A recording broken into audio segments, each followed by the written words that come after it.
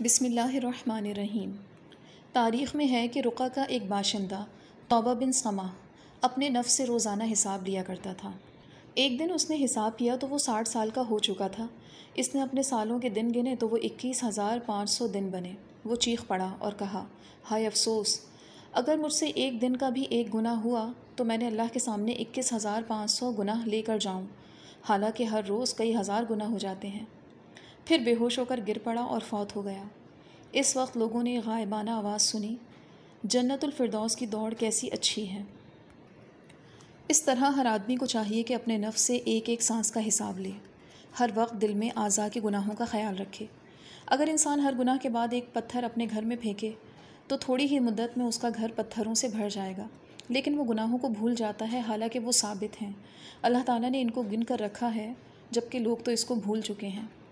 شداد بن اوس رضی اللہ تعالیٰ عنہ سے مروی ہے، رسول اللہ نے فرمایا، عقل مند وہ آدمی ہے جو اپنے نفس کو اپنے تابع رکھے اور موت کے بعد کام آنے والے عمل کرے، اور عاجز وہ ہے جو اپنے نفس کی خواہش کے پیچھے لگ جائے اور اللہ سے بھلائی کی امید رکھے۔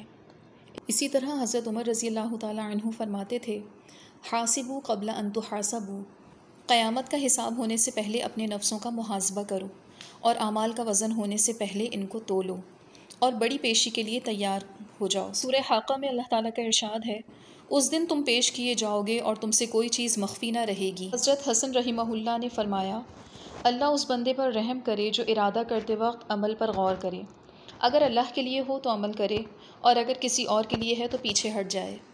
انسان کو چاہیے کہ عمل سے پہلے بھی اور عمل کے دوران بھی اس بات کا جائزہ لے کہ آیا اس عمل کا محرک نفس ہے یا اللہ کی رضا۔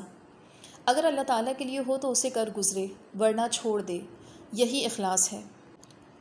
حضرت جنید بغدادی رحمہ اللہ نے فرمایا، تم ہر لمحہ اس بات کا جائزہ لیتے رہو کہ اللہ سے کتنے قریب ہوئے، شیطان سے کتنے دور ہوئے، جنت سے کتنے قریب ہوئے، دوزخ سے کتنے دور ہوئے۔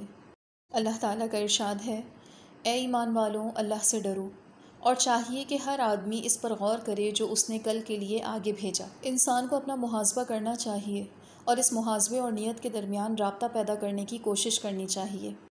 علامہ جوزی فرماتے ہیں، شروع دن میں ایک ایسا وقت لازمی طور پر ہونا چاہیے جس میں انسان اپنے نفس سے شرط لگا لے کہ فلاں کام کروں گا اور فلاں کام نہیں کروں گا۔ اسی طرح آخر دن میں بھی کوئی وقت رکھے جس میں اپنے نفس سے مطالبہ کرے اور جو کچھ وہ دن میں کر چکا اس کا حساب لے، جیسا کہ تاجر لوگ اپنے شریک کار سے حساب کرتے ہیں۔ اور حساب کا مطلب یہ ہے کہ اپنا سرمایہ اور منافع اور خسارہ دیکھے تاکہ اسے نفع نقصان کا پتہ چلے۔ وآخر دعوانا ان الحمد للہ رب العالمین۔ اللہ ربنا هو الإله له من الأسماء ما اصطفاه الواحد الحي كذا المليك والملك المالك لا شريك الله ربنا هو الإله له من الأسماء ما اصطفاه الواحد الحي كذا المليك والملك